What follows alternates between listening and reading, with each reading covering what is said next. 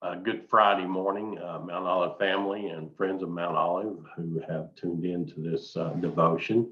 I hope your first week of 2021 has been a good one so far. We say good riddance to 2020 and hope we never have another year like that one. Uh, let's all pray that 2021 will be a much better year and much better for our churches and for our families and our country. We really need to be praying for our country with everything that's going on. Um, that the Lord will continue to bless us. We'll continue to seek the Lord and His guidance, in things. So this week, as you know, we have been looking at the Gospel of Mark as I share my screen with you.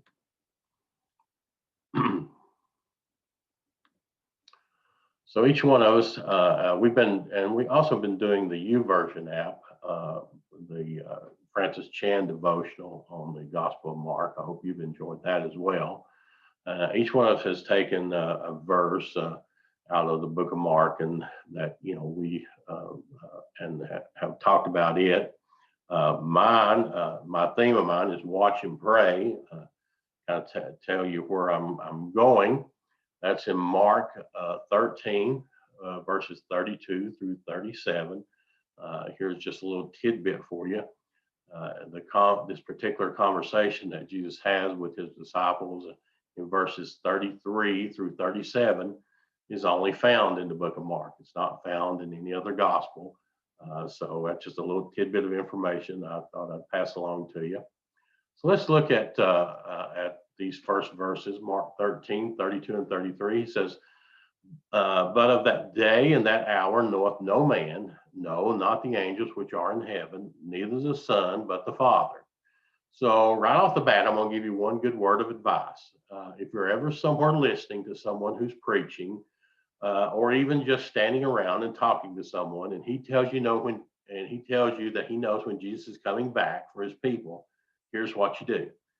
You just leave. Just go on about your business, because you have better things to do than to listen to this useless information that he's spewing out.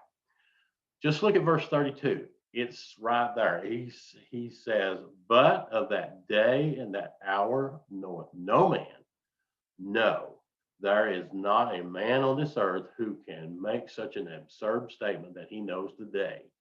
Even Jesus, who was the Son of God, said he didn't know.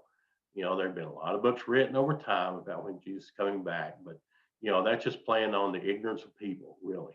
Because Jesus said right there in that verse, it's plain and simple. We don't know. We're not going to know. It is not going to be revealed to any man on this earth. So if Jesus didn't know, then how can we expect that one of us will know? Verse 33 says, take ye heed, watch and pray, for you know not when the time is. And Jesus warned us that because we don't know the day or the hour, we should do two things. We must watch and we must pray. We must keep our eye on the prize, as they say, and we must stay focused on Jesus. It's really easy to get distracted with all that's going on. But knowing that it is going on should make us more focused on our watching and praying. Satan, he will use everything he can to take our mind off of Christ. He knows his time is short, and each day that passes brings his end that much closer, and he knows it. Let's look at verse 13, 34. It says, for the Son of Man is as a man taking a far journey, who left his house and gave authority to his servants, and to every man his work, and commanded the porter to watch. So Jesus here, he's talking about his leaving, about taking a far journey, about his going back to heaven, and he's going to be gone away for a while. But notice that he gave authority to all his servants, not just one or two, but all, and to every man his job. So each had their job to do, and each was accountable one to the other. There was no big I's and little U's. So, this reminds me of the parable of the talents in Matthew 25. That man in that parable, he also traveled to a far country, He gave one servant 5 talents. He gave one servant 2 talents, and the last servant he gave 1 talent according to their ability. Well, the first 2 went and they doubled their talents, but the third he went and hid his because he was afraid of his master. And I think we all know the outcome. Those who used theirs were rewarded, and the one who didn't was punished. So, which servant are you? Don't we all need to be about the Lord's business and doing what he gave us authority to do? The question is, what work should I be doing, and am I doing it? Mark 13:35 says, watch ye therefore, for ye know not when the master of the house cometh, at even, or at midnight, or at the cock crowing, or in the morning, lest coming suddenly he find you sleeping. Jesus is reemphasizing what he said back in verse 32. Watch, be alert, be aware. You have no idea when I'm coming, but I am coming. So be ready when I return. Verse 36, he's not talking about physically asleep. He's talking about being spiritually asleep. To be spiritually indifferent toward God and your fellow man. And there's a lot of that going on now, isn't there? Christians bashing other Christians or shaming other Christians. The world does enough of that. We don't need to do it to ourselves. Let's be a light to this lost world. There's enough darkness out there already. So don't get caught napping and let your oil run out. Be ready, have your lamps trimmed and burning, for the bridegroom, he may be near. Verse 37, he says, and what I say unto you, I say unto all, watch.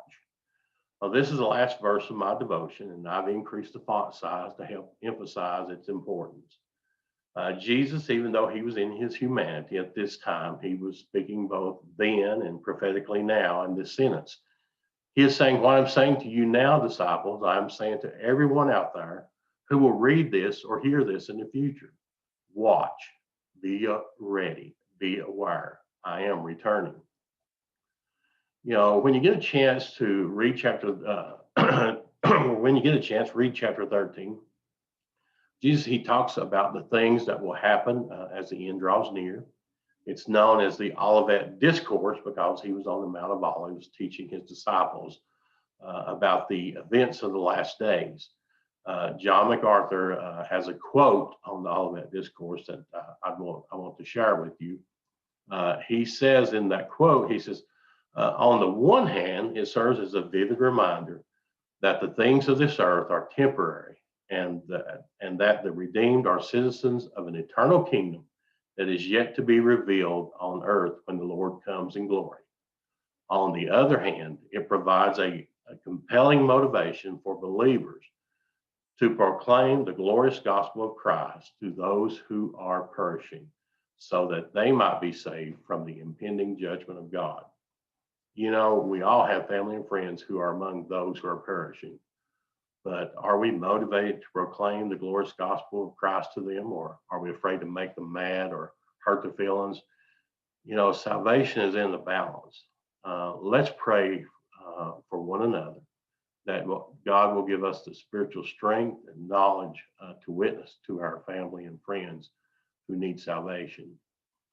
I pray that the Lord has given you something from this devotion that will make your day a little brighter and your walk with him a little closer. I pray if you are struggling with anything that you can talk to Pastor TJ or any of our ministers. I pray especially if you're listening to this and need salvation that you reach out. Don't wait. Be saved, and let's get ready for the return of Jesus.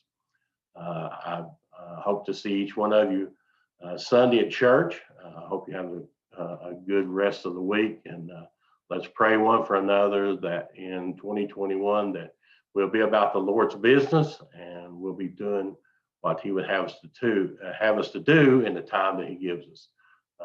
Thank you all, and I appreciate each one of you, love each one of you, and praying for all of you. Thank you.